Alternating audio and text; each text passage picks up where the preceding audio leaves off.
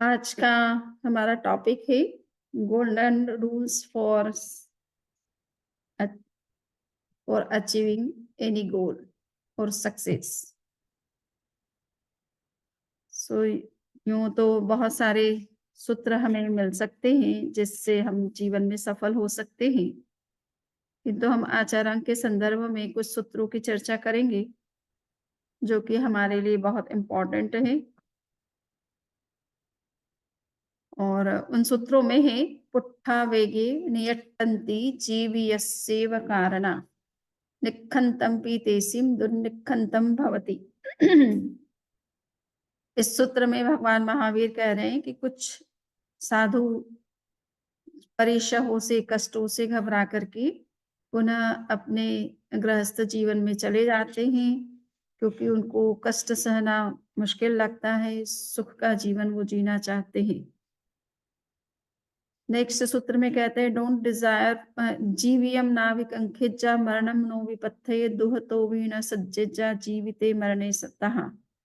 इसी तरह से उनका कहना है कि जब कभी हम किसी लक्ष्य के लिए, उच्च लक्ष्य के लिए निकलते हैं या उस लक्ष्य को पाना चाहते हैं, तो जीवन और मृत्यु का जो हमारे अंदर एक मृत्यु का भय होता है और जीने की जो एक लालसा होती है, जिजीविषा होती है, उसका भी हमें त्याग करके चलना चाहिए, तभी कोई उच्च लक्ष्य को प्राप्त कर सकता है। जाये सद्धाय निखंतो तमेव अनुपालिया विजहितु विसोतियम। तो यहाँ पर इस तीसरे सूत्र में उनका ये कहना है कि व्यक्ति को जिस लक्ष्य, जिस श्रद्धा के साथ, जिस कमिटमेंट के साथ, जिस संकल्प के साथ वो किसी उच्च उद्देश्य के लिए निकलता है, तो उस उद्देश्य को पाने के लिए उसको वही वही संकल्प उसका हमेशा बना रहना चाहिए और ज़्यादा बढ़ते रहना चाहिए, बजाय कि किसी तरह से संकल्प में या उसकी श्रद्धा में या कमिटमेंट में कोई तरह की वीकनेस आनी चाहिए। इसी तरह का श्लोक हमें 10वें कालिक सूत्र में भी मिलता है। यहाँ आचार्य ए लिख दिया, बट इट इज ए 10वें कालिक। सो जाय सद्धाय निखंतो पर्यठानमुत्तमं तमेव अनुपालिज्य गुणे आयरे सम्मय। सो इस सूत्र में भी इसी बात पर बल दिया गया है कि हमें जो हमने लक्ष्य बनाया है, उसके लिए जो हमने संकल्प किया है, उस संकल्प पर हमें दृढ़ रहना चाहिए, तभी हम जीवन में आगे बढ़ सकते हैं। सो ये कुछ आगम के ऐसे सूत्र हैं जिससे हमें पता चलता है कि जीवन में हमें जो भी लक्ष्य पाना है और विशेष रूप से जो हम उच्च उद्देश्य अपने जीवन में जो भी अचीव करना चाहते हैं, वो उन उद्देश्यों की प्राप्ति तभी संभव हो सकती है जब हमारे भीतर उस उद्देश्य के प्रति हमारा कमिटमेंट पक्का हो, दृढ़ हो और स्ट्रॉन्ग हो, लॉन्ग टाइम के लिए वो उसी तरह से कंटिन्यू करे, तभी हम किसी लक्ष्य तक पहुँच सकते हैं। जीवन में ऐसा कभी नहीं होता है कि हमारा जीवन हमेशा एक ही तरह से चलता रहे। अप्स एंड डाउन्स मनुष्य के जीवन में आते रहते हैं, चाहे वो साधना के मार्ग में चले, चाहे संसार में रहे, किसी भी फील्ड में काम करे, कहीं भी रहे, किसी भी जीवन में और किसी भी योनि के अंदर रहे। अप्स एंड डाउन्स हमारे जीवन में बने रहते हैं, क्योंकि हमारा जीवन केवल पुण्य कर्मों से संचालित नहीं होता है। कुछ कर्म ऐसे भी होते हैं जो हमारे जीवन में कुछ समस्या भी उत्पन्न करते हैं। सो उन सभी कर्मों का भी योग बनता है और परिस्थितियां भी सब जगह समान नहीं होती है। वातावरण भी हमें जैसा चाहते वैसा नहीं मिलता है। कभी-कभी जिन उद्देश्यों को पाने के लिए जो साधन चाहिए, वो साधन अगर प्रॉपर हमारे पास नहीं होते हैं, तो भी लक्ष्य को पाना बहुत कठिन होता है। सो कई तरीके की चीजें होती हैं, उसके कारण से जीवन हमेशा एक जैसा नहीं चलता है। उसमें कुछ न कुछ परिवर्तन होता रहता है, अप्स एंड डाउन्स आते रहते हैं। किंतु जब व्यक्ति का लक्ष्य स्पष्ट होता है और उसके प्रति उसका जो कमिटमेंट है वो स्ट्रांग होता है, फेथ उसका स्ट्रांग होता है, तो वो अपने लक्ष्य को पाने में कहीं भी किसी भी परिस्थिति से प्रभावित नहीं होता है और उन सभी परिस्थितियों को क्रॉस करके लक्ष्य तक पहुंच जाता है। कभी-कभी हमारा माइंड जो होता है, हम कभी लक्ष्य बनाते हैं और लक्ष्य बनाने के साथ-साथ में हमारे मन में जो जितना उस समय जो एक जुनून होता है, संकल्प होता है, स्ट्रॉन्गनेस होती है, मेंटल हमारा जो है स्ट्रेंथ होती है, वो समय के साथ कभी-कभी कमज़ोर पड़ने लग जाती है। जैसा हम चाहते हैं वैसा अगर हमें लगता है कि गोल हमारा अचीव होने में बहुत ऑब्स्टेकल्स आ रहे हैं, कुछ प्रॉब्लम्स आ रही है, इश्यूज़ आ रहे हैं, प्रॉपर हमें सपोर्ट नहीं मिल रहा है, कोई भी रीज़न से हमारा संकल्प कमज़ोर पड़ने लग जाता है, हमारा मन का उत्साह कम होने लग जाता है। तो यहाँ पर ये बात कही गई है आगमों में कि मनुष्य को अपने संकल्प को बिल्कुल स्ट्रॉन्ग बनाए रखना चाहिए। परिस्थितियाँ तो इस तरह से बनती बिगड़ती रहती है। हम परिस्थितियों के आधार पर अब जीवन में कभी आगे नहीं बढ़ सकते हैं। परिस्थितियाँ हमेशा किसी के अनुकूल रही हो ऐसा नहीं है। सबके मार्ग में जो लक्ष्य की तरफ आगे बढ़ते हैं, उच्च लक्ष्य को प्राप्त करते हैं, जीवन में सफल होते हैं, कुछ बड़ा करते हैं, उन सबके जीवन में इस तरह की परिस्थितियाँ बनती हैं, चैलेंजेस आते हैं, किंतु उन सब के बावजूद वो अपने माइंड को कभी भी डिस्टर्ब नहीं होने देते हैं। अपना जो लक्ष्य है, जो संकल्प है, उस पर पक्के रहते हैं, दृढ़ रहते हैं और इसी कारण से वो उस लक्ष्य को प्राप्त करने में सफल भी होते हैं। तो ये बड़ा बनना, बड़े काम करना, जीवन में कुछ विशेष करना ये सब तभी संभव होता है कि जब हमारा माइंड भी स्थिर हो। उसमें किसी तरह की चंचलता, फिकलनेस, डिस्टर्बेंस इस तरह का ना क्रिएट हो, जिससे कि हम लक्ष्य को छोड़ कर के किसी ऐसे मार्ग पर चले जाएँ, जो हमारे लिए सही ना हो। नेक्स्ट है कि हमारा कमिटमेंट। तो वो बहुत बार हम कभी-कभी कमिटमेंट तो कर लेते हैं, किंतु उसको फुलफिल नहीं कर पाते हैं। सो स्ट्रॉन्ग कमिटमेंट के बिना हम कोई भी चीज़ को हमारे वर्ड्स को भी हम फुलफिल नहीं कर पाते हैं, ना लक्ष्य को अचीव कर पाते हैं। हमारा उस लक्ष्य के प्रति पूरा स्ट्रॉन्ग कमिटमेंट होना आवश्यक है कि मुझे कुछ भी हो जाए इस लक्ष्य को पाना है। जब ऐसा संकल्प भीतर में जागृत होता है, तब हम उस लक्ष्य को पाने में सफल हो जाते हैं। कमज़ोर लक्ष्य वाले कभी लक्ष्य को प्राप्त नहीं कर सकते हैं या दिमाग में अगर हमारा किसी तरह का डाउट है, तो भी हम उस चीज़ को अचीव नहीं कर सकते हैं।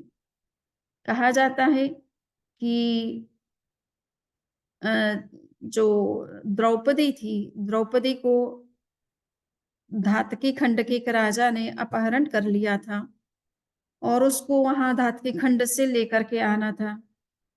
पांडव चूँकि भरत क्षेत्र में थे और जम्बूद्वीप के अंदर थे, किंतु उनको जाना था वहाँ पर धातकी खंड में।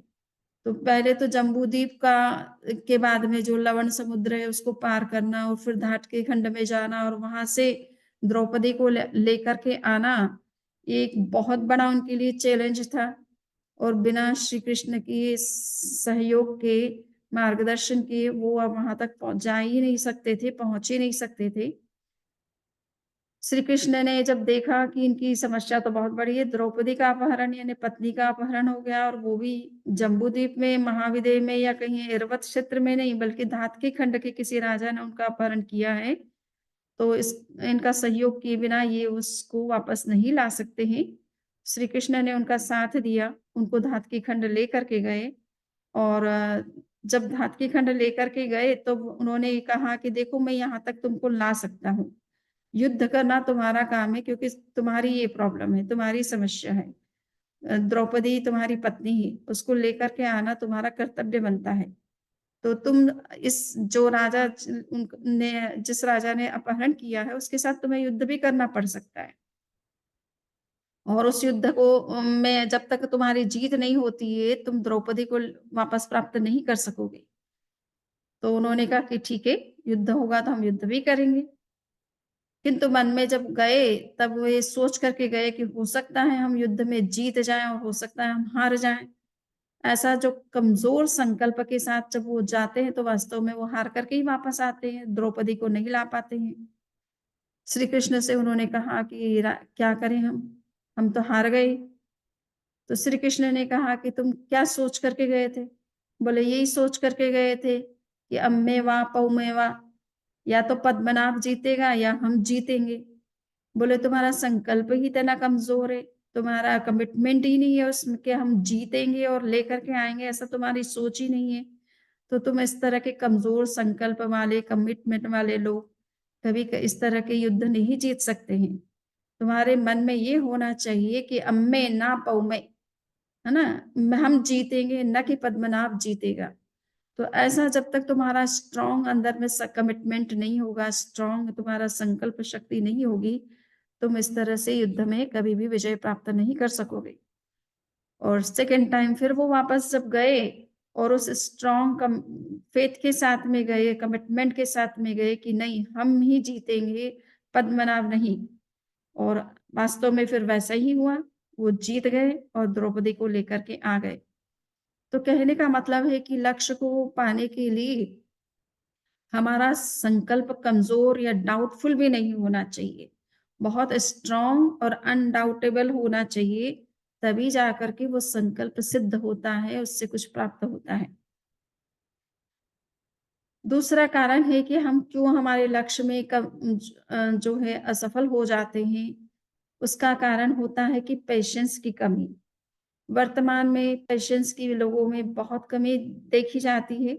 जल्दी से काम होना चाहिए, तुरंत होना चाहिए, देर नहीं लगना चाहिए, और अगर देर लग गई तो पेशेंस नहीं रहता है, उस काम को छोड़ देते हैं।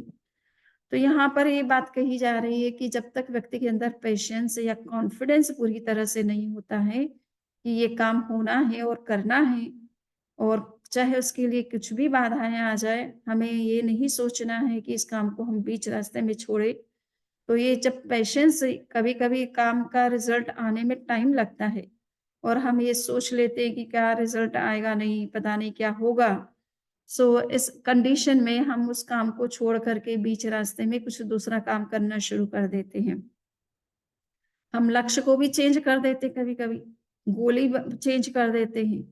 और जब हम बार-बार अगर इस तरह से गोल चेंज करते करते रहते हैं, तो हमारी शक्ति तो उन अलग-अलग गोल्स को अचीव करने के लिए जो लगनी थी वो लग जाती है, किंतु रिजल्ट उससे कुछ नहीं आता है। तो आवश्यकता होती है कि हमने जो गोल सेट किया, पहले सोच समझ कर के गोल सेट करें कि मेरे सामर्थ्य के अंदर ये है और किसी भी कीमत पर मुझे इस गोल को अचीव करना है, तो हम निश्चित रूप से वैसा करने में सफल हो सकते हैं। और उसके लिए, रिजल्ट्स के लिए भी हमें पेशेंस रखने की आवश्यकता होती है। परिणाम कभी-कभी टाइम लेता है। कुछ दूसरे फैक्टर्स जब तक उस साथ में वर्क नहीं करते हैं, तब तक वो उस जो रिजल्ट आना चाहिए वो नहीं आ पाता है। तो हमें ये चिंतन करना होता है कि हमें हो सकता है देर और सवेर भले हो सकती है, किंतु हम जो चाहते हैं उसको हमें अचीव करना है। और उसमें कहीं भी कोई तरह की हमें वो इम्पेशेंट नहीं बनना है।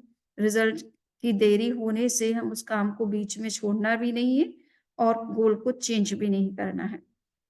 तो आप चाणक्य को देख रहे हैं। चाणक्य जो भारत के, कहना चाहिए, प्रथम अर्थशास्त्री कहे जाते हैं।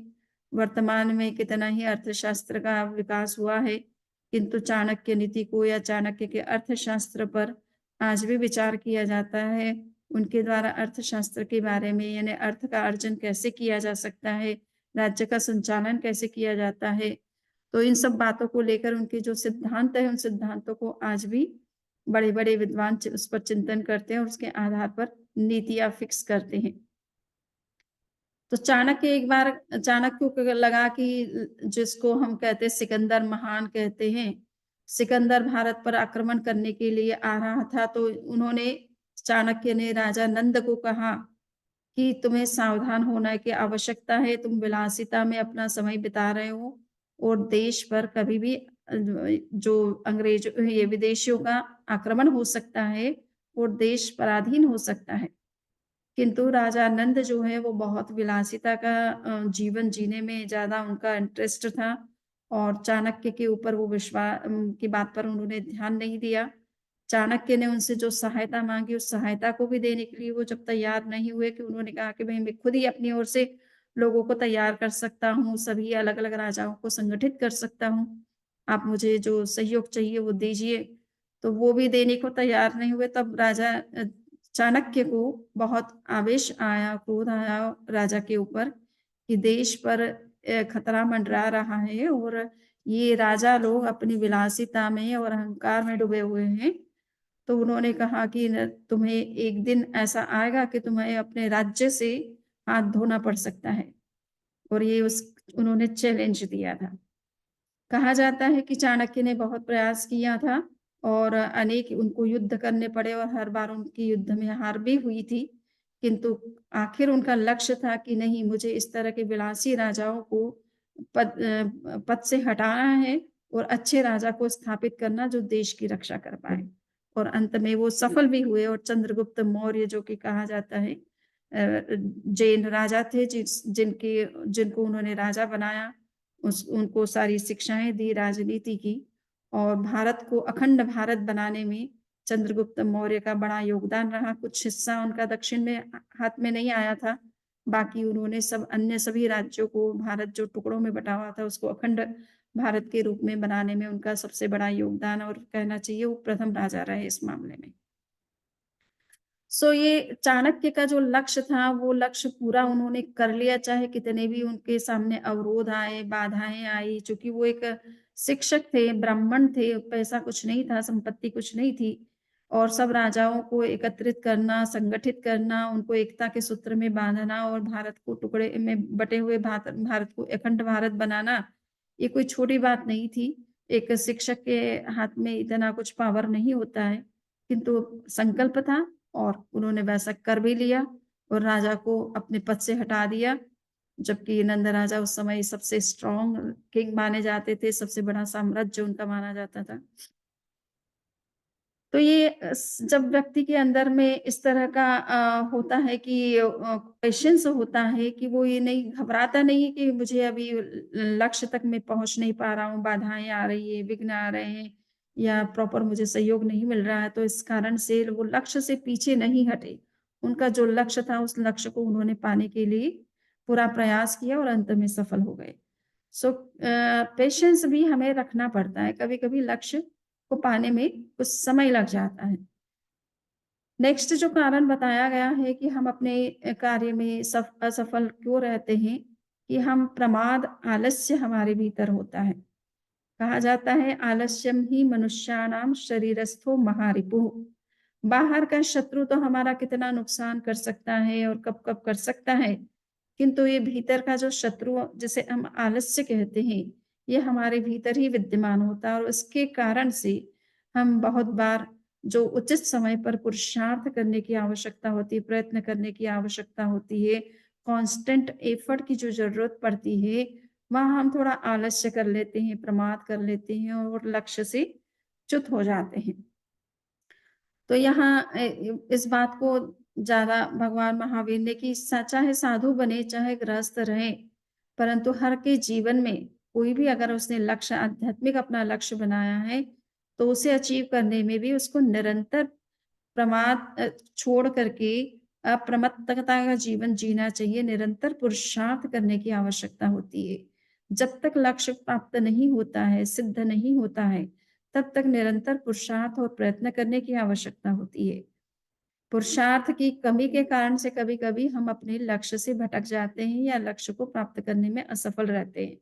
हम कैसे निरंतर पुरुषार्थ करते रहें। कभी-कभी व्यक्ति को ये पता नहीं होता है कि हमारी पुरुषार्थ की कमी से ऐसा हो रहा है या किसी और अन्य कारण से ऐसा कुछ हो रहा है। अन्य कारण भी कारण बन सकते हैं। पुरुषार्थ की कमी नहीं है, किंतु अन्य कारण भी फैक्टर्स भी कारण बन सकते हैं। किंतु उसके बावजूद भी अगर हमारा पुरुषार्थ निरंतर चलता रहे, तो एक दिन वो अन्य कारण भी हमारे कार्य की सफलता में बाधक नहीं बनते हैं।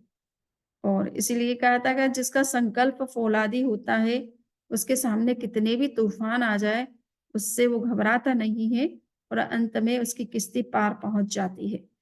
तो हमें ये समझना है कि चाहे हम आध्यात्मिक उद्देश्य अपने जीवन में बनाएँ और चूँकि आचार्य सूत्र का तो मूल लक्ष्य आध्यात्मिक उद्देश्य की तरफ संकेत करना है, मोक्ष प्राप्ति की जो साधना है, एक साधु जिस साधना का संकल्प करता है, जिस लक्ष्य से करता है, वो लक्ष्य को अचीव करने में उसे निरंतर पुरुषार्थ करने की आवश्यकता होती है। निरंतर अप्रमत्त जीवन जीने की आवश्यकता होती है। और आचार्य श्री ने बहुत सुंदर एक बात कही है कि हमें वीतराग बनना कोई कठिन चीज नहीं है। अगर हम अप्रमाद के सूत्र को समझ लें, निरंतर जागरूक रहें, अप्रमत्त रहें, निरंतर पुरुषार्थ में लगे रहें, तो हम जो सातवां गुणस्थान जिसे अप्रमाद का गुणस्थान कहा जाता है, अगर हम अप्रमाद की स्थिति में रहना सीख जाए तो वीतरागता और अप्रमाद कोई अलग अलग चीज नहीं है। वीतरागता में हम राग और द्वेष से मुक्त रहते हैं। अप्रमाद का मतलब भी यही है कि राग द्वेष और प्रमाद आलस्य इन सबसे मुक्त रहना। तो जब हम अप्रमत्त अवस्था में रहते हैं तो एक तरह से हम वीतराग अवस्था का अनुभव करते हैं, उस अवस्था में चले जाते हैं। तो सातवां गुणस्थान को पाना ये तो हमारे हाथ की बात है, हमारे पुरुषार्थ के अधीन है। अगर हम अप्रमाद का जीवन जीना शुरू करते हैं, निरंतर स्वाध्याय में, ध्यान में, जप में, तप में हम अपने आत्मा का नियोजन करते हैं, तो हम वीतरागता का भी अनुभव कर सकते हैं। और ये हमारे हाथ की बात है, दूर की बात नहीं है। इसको ये भी मान करके कि हम वीतरागता तो 11वें 12वें गुणस्थान में प्राप्त होती है या 11 से लेकर के 14वें गुणस्थान में होती है। हमारा गुणस्थान तो 5वां है या 6ठा है या 7वां है। तो आचार्य ऋषि का ऐसा कहना है कि नहीं, 7वां गुणस्थान में जो रहना सीख जाता है वो वीतरागता का अनुभव कर सकता है। निरंतर पुरुषार्थ, प्रयत्न और अप्रमाद का जीवन जीना आवश्यक होता है। ये निरंतर पुरुषार्थ में अगर कमी होती है, तो भी कई बार हम लक्ष्य से चूक जाते हैं, अपने उद्देश्य से भटक जाते हैं। समय पर जो उचित करना होता है, वो नहीं करने से वो लक्ष्य हमें प्राप्त होते-होते हमारे हाथ से निकल जाता है। हमारे जीवन की जो बहुत बेस्ट अपॉर्च्युनिटी होती है, वो हमारे हाथ से निकल जाती है। चाहे वो ये मनुष्य भाव भी एक बहुत बड़ी अपॉर्च्युनिटी है हमारे लिए। हमारे स्पिरिचुअल गोल को अचीव करने के लिए, अगर इस मनुष्य जन्म को हम अगर इस प्रमाद में या किसी अन्य उद्देश्य के कारण से अगर इसका हम उचित बेनिफिट नहीं लेते हैं, लाभ नहीं लेते हैं, तो फिर बाद में कहा जाता है ना कि अब पछताएं होत क्या जब चिड़िया चुग गई खेत। है ना? अब जब अवसर निकल जाता है उसके बाद में हम सोचते हैं कि अरे मैंने कुछ किया नहीं, मुझे कुछ करना चाहिए था, अरे समय रहते ही करना चाहिए था। तो ये पश्चाताप बाद में करने से कोई फ़ायदा नहीं होता है, क्योंकि समय निकल जाता है, उसके बाद में कुछ भी हम सोचे कुछ भी पश्चाताप करें, रिग्रेट करें, उससे कुछ भी हमें अचीव नहीं होता है। तो समय रहते हुए हमें सब कुछ पाने की आवश्यकता होती है, पुरुषार्थ करने की आवश्यकता होती है, जागरूक रहने की आवश्यकता होती है। नेक्स्ट सूत्र जो है कि व्यक्ति जब लक्ष्य बनाता है तो लक्ष्य बनाने के साथ-साथ में सुविधा का जीवन जीना ज़्यादा पसंद करता है कि उसे हर तरह से सुविधाएँ मिले, संसाधन मिले, तब जाकर के वो किसी कार्य को कर पाएगा। ऐसा जो सोचता है, वो भी कभी-कभी अपने लक्ष्य को प्राप्त नहीं कर सकता है। बहुत बार हम अनुभव करते हैं, काम बहुत छोटा होता है, किंतु लोगों की डिमांड ऐसी होती है कि ये होगा तब हम ये काम करेंगे, वो होगा तो हम ये काम करेंगे। तो ऐसी कंडीशन में जब हम डिपेंडेंट हो जाते हैं किसी दूसरे फैक्टर्स के ऊपर, दूसरों के सहयोग के आधार पर हम अगर चलने की बात सोचते हैं, तो वो कभी-कभी हमें मिलना मुश्किल भी होता है। मिल भी जाए तो पूरी तरह से जैसा हम चाहते हैं उस रूप में मिलना मुश्किल होता है और फिर उसके कारण से हम लक्ष्य से को प्राप्त नहीं कर पाते हैं। नो पेन नो गेन, ये बड़ा से अच्छा सूत्र है कि जब तक हम किसी चीज के लिए अपने आप को कष्ट कष्ट आ जाए, कैसी भी हार्डशिप्स आए, ऑब्स्टिकल्स आए, उन सबको सहने की हमारे अंदर में एक ताकत रहनी चाहिए। हमारा संकल्प उस दृष्टि से रहना चाहिए कि कुछ भी होगा हम उसे सहन करेंगे, किंतु अपने लक्ष्य से कभी हम भटकेंगे नहीं। जब तक ये हमारा संकल्प नहीं होता है, तो तब तक उस लक्ष्य को अचीव करना भी थोड़ा मुश्किल हो जाता है। और सबसे बड़ी बात होती है, हमें भय होता है डेथ का। कुछ लोग जो हैं, वो इसलिए किसी काम के लिए आगे आना पसंद नहीं करते हैं, कि कहीं उनका जीवन उस काम को करने में समाप्त ना हो जाए। फ़ियर रहता है। वर्तमान में एक वातावरण बना हुआ है कि देश को बचाना, भारत को बचाना है, भारत की संस्कृति को बचाना है, तो हमें उन विधर्मी लोगों से संघर्ष करना पड़ सकता है और उसके लिए सब लोगों को तैयार रहना चाहिए। ऐसा कुछ लोगों का मत रहता है। परंतु वो देखते हैं कि जो जिस तरह से लोगों को भारतीय जो लोग हैं मूल जो भारतीय संस्कृति, हिंदू संस्कृति से जुड़े हुए लोग हैं, उन लोगों के संकल्प इतने कमज़ोर हैं और इतना उनमें साहस नहीं है कि वो विधर्मी लोगों से लड़ पाएँ, संघर्ष कर पाएँ और अपनी संस्कृति और देश की सुरक्षा कर पाएँ, अपने परिवार, बहन-बेटियों की रक्षा कर पाएँ। तो संकल्प की कमज़ोरी इस कारण से होती है कि उनको ये रहता है कि ऐसे लोगों से हम कैसे लड़ेंगे? उनका तो नेचर ही इस तरह का होता है, मारना और मरने का नेचर होता है, तो हम अपना जीवन क्यों खतरे में डालें? तो जो लोग इस तरह का सोचते हैं कि जीवन का मृत्यु का जिनको भय होता है, वो भी लक्ष्य में आगे नहीं बढ़ पाते हैं। भगवान महावीर के जीवन को भी आप देखते हैं, साधना में जब वो रहते हैं साढ़े 12 वर्ष तक उनका जो साधना काल रहता है, उसमें उनके सामने कितने संघर्ष आते हैं। मृत्यु का भय तो उनके पग-पग पर था ही, जो भी इस तरह के परीक्षा उनके आए, कष्ट आए उनके जीवन में, वो प्रायः करके मारणांतिक कष्ट कहा जाता है, जिसमें मृत्यु होने की पूरी संभावना रहती है। यद्यपि तीर्थंकरों का आयुष्य निरुपक्रम आयुष्य होता है, उनको कोई भी मार नहीं सकता है। इसलिए वो हर कंडीशन में उनका लाइफ बना रहता है। वो उन सब कष्टों को सहने की सह भी लेते हैं, उनमें सहने की ताकत भी होती है। उनका अपना संकल्प इतना दृढ़ होता है कि वो इन सब परेशानियों से, उपसर्गों से, कष्टों से, कठिनाइयों से घबराते नहीं हैं और चाहे उनके पैरों में खीर पकाई जा रही है, शरीर पर साँप और बिच्छू और अन्य इस तरह के विषैले जंतु उनके शरीर पर चढ़ जाते हैं, आक्रमण करते हैं, उन सब कंडीशन में वो अपने लक्ष्य पर उनकी दृष्टि हमेशा लक्ष्य पर रहती है। वो ध्यान को भी आँख खोल करके भी देखने का प्रयास नहीं करते हैं कि कौन उनको क्या कष्ट दे रहा है। उन्हें पता सब कुछ है, फिर भी वो अपने ध्यान में स्थिर रहने का पूरा प्रयास करते हैं उस कंडीशन में भी। सो जब तक हम इस तरह का निर्भय होकर के अभय के बिना कोई भी लक्ष्य को अचीव नहीं कर सकते क्योंकि हर कार्य में को अचीव करने सिद्ध करने में या पूर्ण करने में कई ऐसी कठिनाइयाँ होती है, जिसमें जीवन को समाप्त होने का भी भय बना रहता है। परंतु संकल्प अगर पक्का है, तो हम उस खतरे से भी बाहर आ जाते हैं, जीवन भी सुरक्षित रह जाता है और लक्ष्य भी प्राप्त हो जाता है। तो मृत्यु का भय एक बहुत बड़ा भय माना जाता है और कहा जाता है विद्वानों में भी ये भय रहता है। वो चाहे कितना ही उपदेश दे दे, प्रवचन दे दे, इस बात पर कि हमें मृत्यु का भय नहीं होना चाहिए, किंतु जब मृत्यु उनके पास में आती है, तो वो भी भयभीत हो जाते हैं। तो ऐसा आम व्यक्ति के साथ में ये होता ही है कि मृत्यु का भय उसके अंदर रहता है और वो निरंतर छोटे से छोटा और बड़े से बड़ा व्यक्ति भी ये नहीं चाहता है कि उसका जीवन समाप्त हो जाए।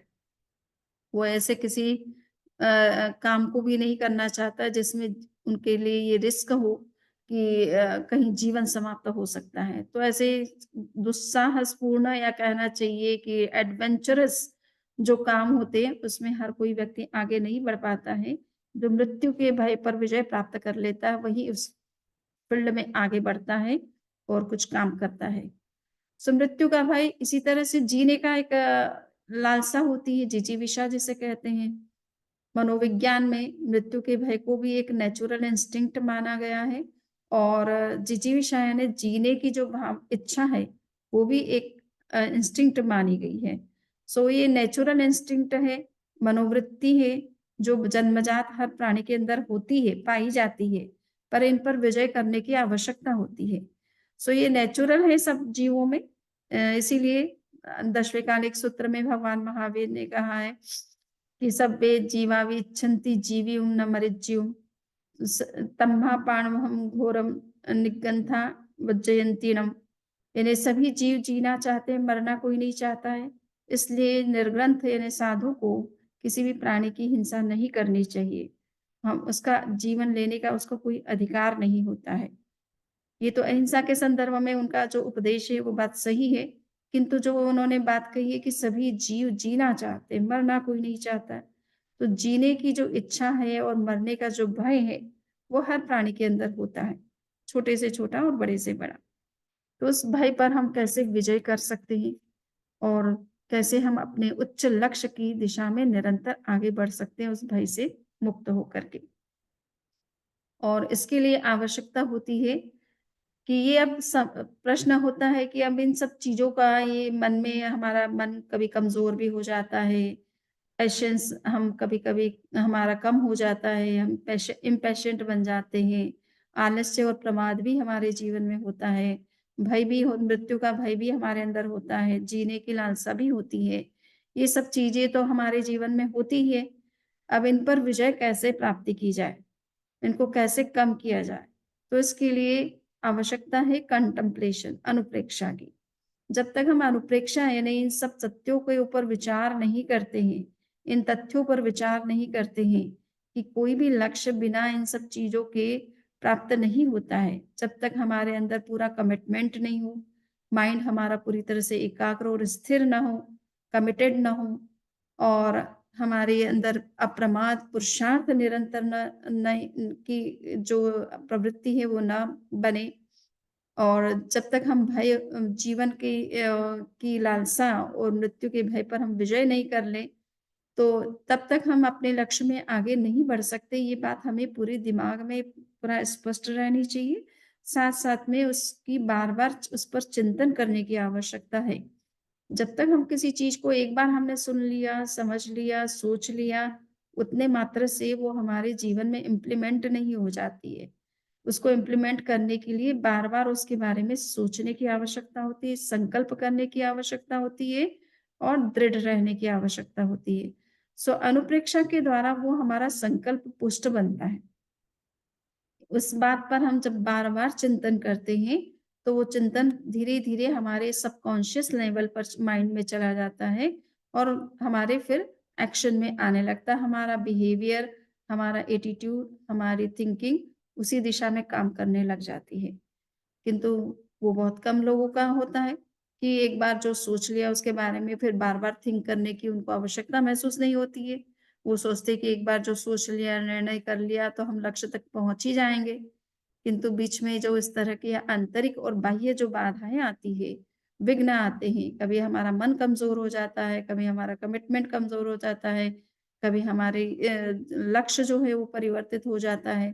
तो इन सब चीज़ों से अगर हम ये आंतरिक कारणों पर हम विजय नहीं कर पाते हैं और बाह्य कारण तो अपने आप में बनते ही रहते हैं। हम कभी भी किसी भी परिस्थिति को बाह्य परिस्थिति को मोड़ना हमारे हाथ की बात नहीं होती है। उसमें बाह्य बहुत सारे दूसरे फैक्टर्स काम करते हैं जो हमारे कंट्रोल में कभी-कभी नहीं होते हैं। तो ये आंतरिक और बाह्य बाधाएँ जीवन में बहुत बार आती ही रहती है। किसी भी लक्ष्य को चाहे छोटा लक्ष्य लें, चाहे बड़ा लक्ष्य लें, सभी लक्ष्यों के साथ यही कहानी है, यही बात है। आचार्य हरिभद्र हुए हैं, विशेष आवश्यक भाष्य उन्होंने लिखा है आवश्यक सूत्र के ऊपर और उसमें उन्होंने एक बात कही है कि "श्रेयांसी बहुविघ्नाहि" जो भी आप उच्च लक्ष्य लेकर के चलते हो, कोई बहुत अच्छा काम करना चाहते हो, कोई बड़ा लक्ष्य बनाते हो अपने जीवन में, तो ये मान कर के चलो कि उसमें बहुत विघ्न और बाधाएँ आएँगी। पर उनको सबको आपको पार करके निकलना होगा, अगर उस लक्ष्य को आपको पाना है। तो ये बात बिल्कुल 100% सही है और कभी-कभी हमने महसूस किया कि कुछ लक्ष्य पाने में जब विघ्न बाधाएँ बहुत आती है, तो मन उसके कारण से जब कमज़ोर पड़ने लगता है, तो जो चिंतनशील लोग होते हैं और जिसे ये मालूम है ये सत्य कि ये अच्छे कार्य में विघ्न आते ही हैं, ये परीक्षा के लिए होते हैं, आपके पेशेंस की परीक्षा होती है, आपके मानसिक संकल्प की परीक्षा होती है, आपके पुरुषार्थ की परीक्षा होती है, आपकी जो है अभय की परीक्षा होती है।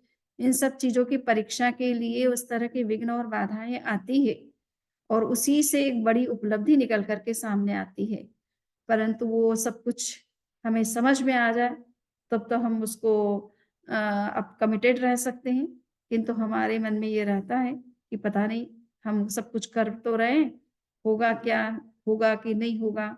और इसके कारण से फिर उस लक्ष्य को हम गिव अप कर देते हैं मिड वे में ही। ये ज़रूरत है कि हम इस चीज़ को अनुप्रेक्षा को करना ज़रूरी है कि ये सब कोई भी लक्ष्य बनाएँगे, वो लक्ष्य सीधे से किसी को वो प्राप्त नहीं होता है।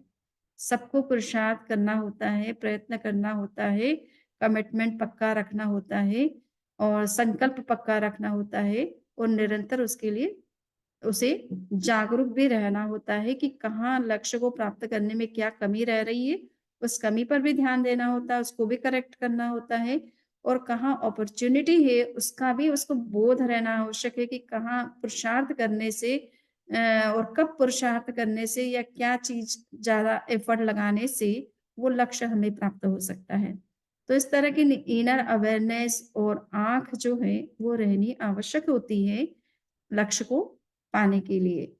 और आप ये देखेंगे कि भरत चक्रवर्ती हुए हैं, भगवान ऋषभ के सबसे बड़े पुत्र भरत चक्रवर्ती और एक ब्रह्मदत्त चक्रवर्ती भी हुए हैं। इस अवसर्पिणी कालखंड में 12 चक्रवर्ती हुए, उसमें से 2 चक्रवर्ती नरक में गए हैं और 10 चक्रवर्ती मोक्ष गए हैं। तो भरत चक्रवर्ती सबसे प्रथम चक्रवर्ती हैं। अब उनका आप जानते ही हैं 84 लाख वर्ष का तो उनका आयुष्य था। 83 लाख वर्ष तक वो एक तरह से राजकुमार और राजा के रूप में उन्होंने पूरा सुख और सुविधा का जीवन जिया। इतना बड़ा मतलब शासन किया, 6 खंड का के ऊपर साम्राज्य किया, एक तरह से वो वर्ल्ड एम्परर के रूप में उन्होंने काम किया। उन सब के बावजूद भी वो निरंतर एक अनुप्रेक्षा करते रहते हैं। कहा जाता है कि राजा लोग जब सुबह उठते हैं तो उनको उठाने के लिए कुछ लोग नियुक्त किए जाते हैं जो मंगल वादन करते हैं ना कुछ अच्छे मांगलिक गीत सुनाते हैं। उस गीत की ध्वनि के साथ जो वो ध्वनि जब कानों में पहुँचती है तो राजा लोग उठते हैं। आपने रामायण भी देखी होगी तो राम भी जब उठते हैं तो उस समय मंगल वादन होता है। दशरथ जब जागृत होते हैं तो उस समय भी जो मंगल वादक लोग होते हैं वो कुछ इस तरह का संगीत शुरू करते हैं जिससे कि राजा जाग जाते हैं। तो भरत चक्रवर्ती ने भी अपने मंगल वादकों से कह रखा था कि मुझे निरंतर आपको एक बात कहना है, स्मरण करवाना है कि फियर इज इंक्रीजिंग, भयम वर्धते। भय बढ़ रहा है निरंतर। ये आपको जो भी आप म्यूज़िक चलाएँ या गीत संगीत सुनाएँ, उसमें ये बात को ज़रूर आप मुझे सुनाते रहें, बार-बार स्मरण कराते रहें, रिमाइंड करवाते रहें। और वो मंगल वादक प्रतिदिन उनको इस तरह से कहते रहते थे कि फ़ियर इज़ इंक्रीज़िंग। तो उनको निरंतर ये जागरूकता रहती थी कि भई मृत्यु का भय जो है, वो निरंतर बना हुआ है, मृत्यु कभी भी आ सकती है। और भी तरह के भय होते हैं जीवन चूँकि राजा होते हैं तो राजा को अपने जीवन का निरंतर भय रहता है। उनकी सुरक्षा की आवश्यकता होती है क्योंकि कुछ लोग उनके शत्रु भी होते हैं। वो जितने बड़े राजा होते हैं उतने ही बड़े उनके शत्रु भी होते हैं। तो निरंतर भय चारों तरफ से उनको रहता है। तो वो इस बात को निरंतर सोचते रहते थे कि भय यानी मृत्यु का भय का वो विशेष रूप से चिंतन करते थे। और कहा जाता है कि जो नित्य हमेशा मृत्यु को अपने सामने रखता है, वो व्यक्ति जल्दी से प्रमाद नहीं कर सकता है। जल्दी से अपने लक्ष्य से भटकता नहीं है। तो वो निरंतर इस बात का सोचते रहते थे कि जीवन कभी भी समाप्त हो सकता है। इसलिए मुझे इस राज्य से, वैभव से, ऐश्वर्य से, पद से, प्रतिष्ठा से अटैच्ड नहीं रहना है। और इसके कारण से उनकी अनासक्ति की जो साधना है वो निरंतर बढ़ती रही और अंत में ऐसा मोमेंट आया कि जीवन शरीर के प्रति थोड़ा बहुत या वस्त्र और आभूषणों के प्रति उनका जो अटैचमेंट था, जिसको वो धारण करते थे उसके प्रति उनके प्रति भी उनका अनासक्ति का भाव इतना गहरा उत्पन्न हो जाता है कि महल में रहते ही उनको केवल ज्ञान की प्राप्ति हो जाती है और बाद में वो साधु वेश धारण करके अंत में मोक्ष भी चले जाते हैं। अंतर मुहूर्त पहले ही उनको केवल ज्ञान होता है कहा जाता है और वो मोक्ष को प्राप्त कर लेते हैं। तो आप ये देखिए कि राजा रहे जीवन भर एक तरह से लास्ट मोमेंट में केवल ज्ञान भी पा लिया और मोक्ष भी चले गए। परंतु किस कारण से कि वो एक अनुप्रेक्षा करते रहते थे कि मृत्यु कभी भी आ सकती है, मृत्यु कभी भी आ सकती है। इसलिए अटैच्ड नहीं होना किसी चीज़ से, केवल अपना duty for the sake of duty इस भावना से वो अपने राज्य का जो है संचालन करते थे, व्यवस्थाएँ करते थे, अपना कर्तव्य निभाते थे एज़ अ किंग किंतु वो किसी चीज़ से अटैच्ड नहीं होते थे। और यही अनासक्ति उनके अंत में उनके मोक्ष का कारण बन जाती है। सो ये अनुप्रेक्षा, निरंतर सोचना, जब तक हमारा लक्ष्य अचीव नहीं होता है, तब तक उस लक्ष्य को अचीव करने में क्या सहायक फैक्टर्स हैं, किन चीज़ों को हमारे लाइफ में अपनाने से लक्ष्य की प्राप्ति होती है, उन चीज़ों का निरंतर चिंतन करना कि मुझे इम्पैशेंट नहीं बनना है, मुझे अपने कमिटमेंट में कहीं भी वीकनेस नहीं आने देना है, मेरा फेथ, मेरा विल पावर जो है वो स्ट्रॉन्ग रहना है, कॉन्फिडेंस मुझ में पूरी तरह से होना चाहिए, पेशेंस पूरा रहना चाहिए और किसी तरह का भय मेरे अंदर नहीं होना चाहिए, डाउट नहीं होना चाहिए, शंका नहीं होनी चाहिए। ऐसा निरंतर जब चिंतन करता रहे, तो व्यक्ति फिर अपने लक्ष्य को पाने में कहीं कमज़ोर नहीं पड़ता है और अंत में अपने लक्ष्य को प्राप्त कर लेता है। चाहे वो किसी भी तरह का लक्ष्य क्यों न हो और विशेष रूप से हमारा मोक्ष लक्ष्य हो, वीतरागता की प्राप्ति का जो लक्ष्य है, साधना अध्यात्म के क्षेत्र में आगे बढ़ने का जो हमारा संकल्प है, उस संकल्प को अचीव करने में हम कहीं भी पीछे नहीं रहेंगे। यदि हमारा ये चिंतन निरंतर बना रहा है, इस तरह की अनुप्रेक्षाएँ हमारे अंदर निरंतर चलती रही, तो लक्ष्य को पाना बहुत कठिन नहीं है और बहुत कहना चाहिए कि उसमें बहुत फिर समय भी नहीं लगता है। कभी-कभार किसी कारण से लग गया है वो एक अलग बात है, किंतु हमारा निरंतर जब पुरुषार्थ रहता है, संकल्प रहता है, तो लक्ष्य को अचीव करना शॉर्ट टाइम में भी संभव हो जाता है। तो इसी के साथ में मैं आज के इस वक्तव्य को संपन्न करती हूँ। Strong faith, patience and constant effort lead to success in life. तो ये ज़रूरी है, इन 3 बातों की हम निरंतर अनुप्रेक्षा करें कि हमारा फेथ बिल्कुल स्ट्रॉन्ग रहना चाहिए। हम जिस धर्म में, साधना में, पद्धति में विश्वास करते हैं, उसके बारे में हमें कोई शंका नहीं होनी चाहिए, कांक्षा नहीं होनी चाहिए, निर्विचिकित्सा नहीं होनी चाहिए, है ना? सो ये जो सम्यक दर्शन के 8 जो लक्षण हैं, ये लक्षण हमारे अंदर बहुत पुष्ट होने चाहिए। साथ में पेशेंस भी पूरा होना चाहिए कि लक्ष्य को हमें अचीव करना है और उसमें कहीं कमज़ोर नहीं पड़ना है और कांस्टेंट हमारा पुरुषार्थ, उसमें कहीं हमें कोई कमी नहीं रखना है। पुरुषार्थ में करने में कहीं आलस्य या प्रमाद नहीं करना है। ये यदि हमारा बन जाता है, तो निश्चित रूप से हम अपने जीवन में हर किसी लक्ष्य में हमको प्राप्त करने में सफल बनेंगे और जीवन में हमेशा आगे बढ़ते रहेंगे। इन्हीं विचारों के साथ में आज का ये लेक्चर संपन्न होता है। किसी के कोई क्वेश्चन है तो कर सकते हैं।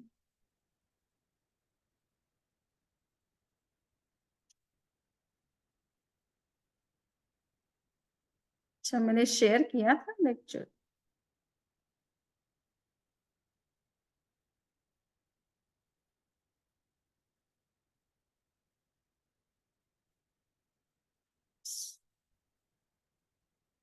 तो अपनी ओर से कोई भी अनम्यूट करना चाहे कर सकते हैं। जो जिनको प्रश्न करना वो या नहीं। आज की लेक्चर है ना, आज की लेक्चर बहुत अच्छी थी। हमें दूसरी दफे सुनना हो तो मिल सकता है क्योंकि रिकॉर्डिंग हो रही थी। हाँ हाँ, रिकॉर्डिंग हो रही थी, इसलिए मिल जाएगा। हाँ। आपका नाम क्या है? साधना शेठ। अच्छा, और समझ जी मंगल पाठ। हाँ, मंगल पाठ तो ठीक है। एक बार क्वेश्चन है। क्वेश्चन समझ जी। वंदना भी नमस्कार समझी जी। रिकॉर्डिंग आप ग्रुप में डालेंगे या जेबीबी ऑरलैंडो ग्रुप में डाल देंगे। ओके। और उसमें शायद सभी लोग होंगे, नहीं है तो बता दे तो उनको अलग से भेज देंगे। हाँ। चलिए, शिल्पा का कोई क्वेश्चन वंदना है? भी नमस्कार समझी जी। हाँ, वंदना मेरा क्वेश्चन है, वो लेजीनेस, राइट? तो यस। ये लेजीनेस है ना, तो हमारे में भी होती है, आज हमारे बच्चों में भी होती है, तो हम कैसे दूर करें और बच्चों को भी कैसे लेजीनेस दूर करने के लिए प्रेरित छोड़नी करें? पड़ेगी ना। ये सोचिए कि देखिए, लक्ष्य जब बनाया है तो लक्ष्य के लिए पुरुषार्थ नहीं करोगे तो वो लक्ष्य कैसे प्राप्त होगा? ये बात अपने को पहले समझना है ना? तो बच्चों से भी कहो कि तुम्हारा जीवन में लक्ष्य क्या है, तुम क्या पाना चाहते हो, क्या बनना चाहते हो, उसके लिए तुम क्या पुरुषार्थ कर रहे हो। अगर वो नहीं करोगे तो केवल सोचने मात्र से तो लक्ष्य नहीं मिलते हैं, है ना? उसके लिए पुरुषार्थ करना ही पड़ता है व्यक्ति को, और पुरुषार्थ भी समय पे करना होता है। अब हम जो है समय निकल गया उसके बाद पुरुषार्थ करने लगेंगे तो भी कुछ हाथ में नहीं आएगा। तो उचित समय पर पढ़ाई के समय पढ़ाई करना आवश्यक है है ना। करियर बनाने के समय करियर पर ध्यान देना जरूरी है। अदर जो चीजें हैं उनका अपना टाइम होता है, उस टाइम पर उस चीज को करना आवश्यक होता है। बाद में करेंगे तो कोई मतलब नहीं है उसका, उसकी कोई वैल्यू नहीं रहती है फिर। तो ये बच्चों मथेन को बंदामी समनी जी, बंदामी नवम स्वामी स्वामी जी। हाँ मेरा बोलिए। एक प्रश्न था। हाँ बोलिए। अभी हमने पॉइंट्स में कहा कि मौत से हमें डरना नहीं है। हाँ हाँ हाँ, पर ये लास्ट में जब हम अनुप्रेक्षा कर रहे हैं तो चक्रवर्ती भरत जी बोल रहे हैं कि मुझे याद कराते रहो कि भय बढ़ रहा है, भय बढ़ रहा है। तो ये कुछ ऑपोजिट नहीं हो गया? बहुत ही अच्छा प्रश्न है और ये तो बड़ा चैलेंजिंग क्वेश्चन है। बट समझिए ये बात कि देखिए कोई बात जब कही जाती है तो उनको भाई वो अनुप्रेक्षा कर रहे हैं कि मुझे अनासक्त रहना, उस उद्देश्य से उन्होंने वो स्टेटमेंट उनको बोलने को कहा था। उनको मृत्यु से भय नहीं था। हाँ, अनासक्ति है तो ठीक है, पर वो जो मंगल वादक कह रहे हैं ना कि भय बढ़ रहा है, हाँ भय तो बढ़ रहा इस है। भय बढ़ रहा है का मतलब है कि मृत्यु कभी भी आ सकती है, उनको ये वो जागरूक बनाना है उनको। तो वो इस बारे में कि भय बढ़ रहा है का मतलब है कि मृत्यु कभी भी आ सकती है, तो उस उद्देश्य से उन्होंने वो बात कही। अब कभी कभी स्टेटमेंट ऐसा बना दिया जाता है तो जिससे हाँ हमको ये जी, लगता है कि उनको भय लग रहा है। वो मृत्यु हाँ से जी, नहीं मृत्यु से भयभीत नहीं हो रहे, वो कर्म बंधन से भयभीत हो रहे कि अगर मैं विरक्ति चाहिए, हाँ आसक्ति छोड़नी चाहिए। हाँ आसक्त, अगर मैं आसक्त हो जाऊंगा तो मेरा मोक्ष नहीं हो पाएगा, मेरे कर्म के बंधन बढ़ जाएंगे। तो इस दृष्टि से वो जागरूक रहना चाहते थे, अप्रमत्त रहना चाहते थे, अनासक्त रहना चाहते थे। उस उद्देश्य से उन्होंने वो बात कही थी। वो शब्दों का थोड़ा सा हेरफेर हो गया ना, वो शब्दों का में। हेरफेर हो जाता है, कभी कभी वो हाँ कंट्राडिक्टरी जी, लगते हैं। ये अपने को देखना है कि सामने वाले का एक उद्देश्य, कॉन्टेक्स्ट क्या है, उसको भी आगे पीछे देखेंगे तब वो एक ही वाक्य होता है, एक ही शब्द होता है, पर उसके डिफरेंट कॉन्टेक्स्ट में डिफरेंट मीनिंग भी हो जाते हैं। मीनिंग्स हो जाते हैं जी। बंदामी ये भी हो यस सकता है शास्त्रकारों ने जनरल पब्लिक को समझाने के लिए भरत जी की एग्जाम्पल दिया कि मैं भय से, मेरे को भय की चिंता है। हाँ नहीं, भयभीत तो होना ही नहीं ना, अच्छा भय भी नहीं तो हो सकता हाँ है, मृत्यु जैसे तो शाश्वत है। हाँ हाँ मतलब भयभीत नहीं भय होना है सहायक। और ये भय भय बढ़ रहा है, ये दोनों एक तरह से कंट्राडिक्टरी हो जाते हैं। और मंगलवादक तो भरत चक्रवर्ती के लिए बोल रहे हैं, वो आम व्यक्ति के लिए तो बोल नहीं रहे ना। सो अच्छा, उनका उनका क्या कॉन्टेक्स्ट था उस स्टेटमेंट के पीछे, सेंटेंस के पीछे या उस अनुप्रेक्षा के पीछे, उनका भाव क्या था मूल में। कभी कभी शब्दों का चयन ऐसा होता है तो उससे अच्छा, कंफ्यूजन हो जाता है। समझी जी, ये भी तो कह सकते हैं कि जैसे धन्यवाद। हाँ बोलिए। जैसे भय अच्छा भी हो सकता है, जैसे कि आ, गलत चीजों का भय, जैसे अगर मैं ये नहीं करूंगा, प्रमाद में पड़ जाऊंगा तो ये काम नहीं। हम्म जैसे एग्जाम के समय अगर मैं नहीं पढ़ूंगा तो फेल हो जाऊंगा, तो मुझे पढ़ना ही है। तो एक बिल्कुल तरह का ये भय एक तरह से सहायक भी हो सकता है। बिल्कुल। तो वो कहते हैं ना गुरु डर, वो 3 तरह के डर बताए जाते हैं ना कि 3 तरह के भय व्यक्ति के अंदर होने चाहिए, गांव डर, गुरु डर, है ना। तो ये भय भी होने जरूरी होते, कुछ भय जरूरी है जीवन में जागरूकता लाने के लिए। तो इसी तरह से उनको मृत्यु का भय इसलिए उनको जरूरी था कि वो अनासक्त रह सके, कि मृत्यु कभी भी आ सकती है। वो मृत्यु से डर नहीं रहे, मृत्यु कभी भी आ सकती है, तो कहीं मेरा जो समय है, उचित समय, वो निकल गया हाथ से और मैं अगर आसक्त बन गया तो मेरे आगे का भाव भ्रमण बढ़ जाएगा। तो तो वो जागृति की बात करते हैं। हाँ, उनका लक्ष्य जो है वो जागरूकता के उद्देश्य से, तो वो जैसा अभी राकेश जी ने कहा कि भय भी जो है पॉजिटिव सेंस में भी लिया जाता है हाँ, ना। बिल्कुल उसका नेगेटिव सेंस ही नहीं होता हमेशा। चलिए बंदामी शम्मी जी। धन्यवाद। समणी जी, आप सैटरडे संडे को भी लेक्चर दे रहे हो 7 o'clock? आज तो फ्राइडे है, कल फ्राइडे मिलेगा, कल लेक्चर आप देने वाले हैं? सैटरडे संडे को नहीं होता है क्योंकि सैटरडे संडे को दूसरे कुछ प्रोग्राम हो जाते हैं ना, अच्छा, तो इस वजह से वो ऑनलाइन वाला जब यहाँ का संडे का प्रोग्राम होता है तो हम कभी कुछ लोगों से बता देते हैं कि अगर वो ऑनलाइन जुड़ना चाहे तो जुड़ सकते हैं। बट जनरली वो अवेलेबल इसलिए नहीं करवाते हैं कि यहाँ के लोकल लोग भी फिर उसी तरह से वो ऑनलाइन जुड़ने लग जाते हैं। अच्छा, कल होगा आपका लेक्चर, फ्राइडे भी होगा आपका लेक्चर? अब नेक्स्ट में थर्सडे को होगा। और संडे को जो होगा तो वो संडे का हम इंफॉर्मेशन देते रहते हैं। जेवीबी ऑरलैंडो में आप जुड़े हुए हैं क्या? नहीं, मेरा है प्रज्ञा जी के साथ है, वही सेम है आपका जेवीसी ऑरलैंडो। मेरे पास नहीं है, लेकिन प्रज्ञा जी के साथ है।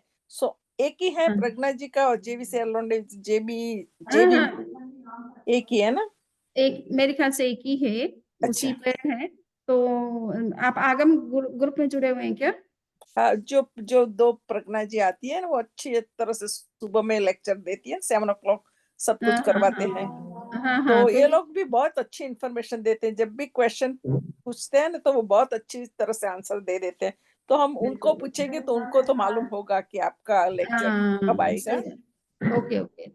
आप अपना मेरे को इसमें नंबर डाल दोगे तो हम यहाँ जेवीबी ऑरलैंडो ग्रुप में आपका नंबर डाल देंगे, तो आपको सारी सूचनाएं इधर की मिलती रहेगी। हाँ बिल्कुल बिल्कुल, मैं डाल दूंगी आप मेरा जेबी ऑरलैंडो में।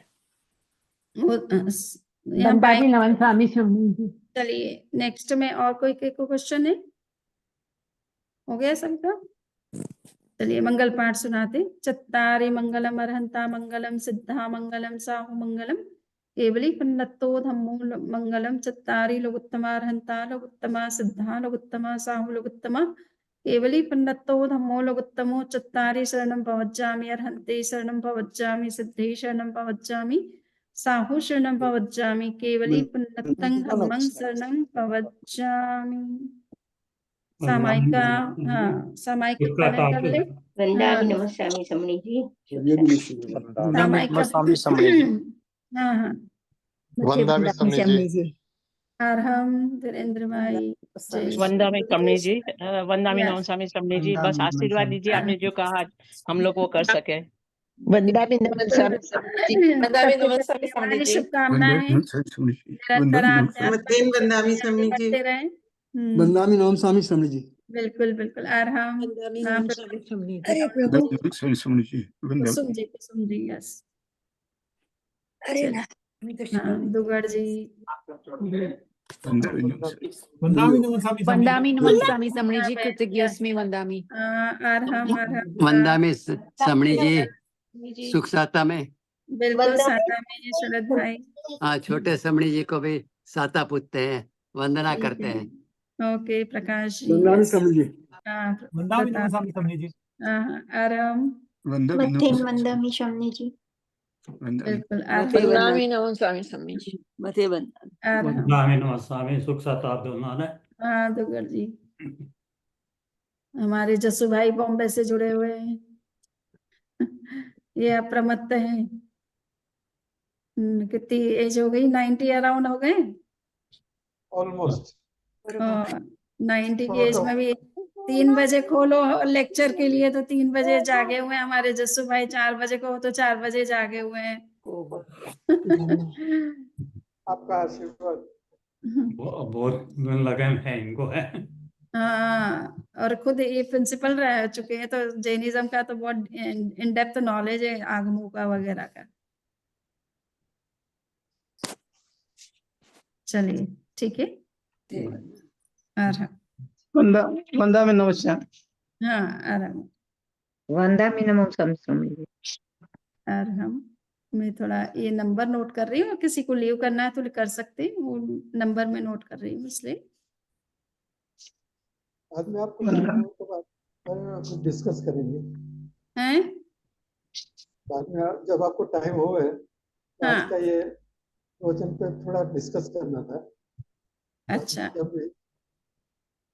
हाँ, तो कोई बात नहीं, कर सकते हैं आप। अभी भी करना चाहो तो कर सकते हो। अभी थोड़ा लंबा हो जाएगा, आपको टाइम नहीं रहेगा उतना। ओके चलिए।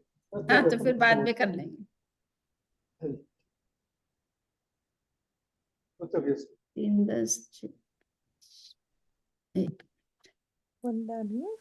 हाँ वंदामि से नगराज वंदामि गुड़गांव से। अच्छा नगराज जी। हाँ वंदामि सुख साता वंदामि।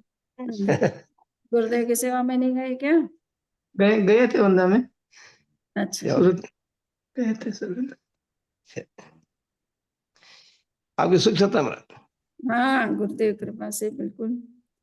हाँ